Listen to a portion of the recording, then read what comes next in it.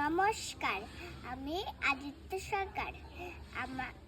আমি কথাকলি শ্রেণীর মাসাদা বিভাগের ছাত্র।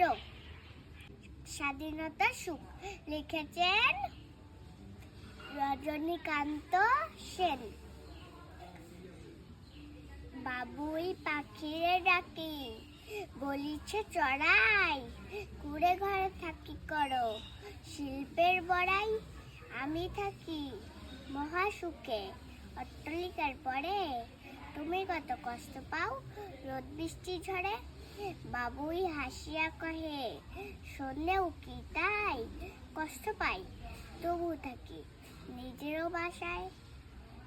পাকা হোক তবু ভাই পরেরও বাসা, নিজ ছাতে গরমর কাঁচা ঘর খাসা।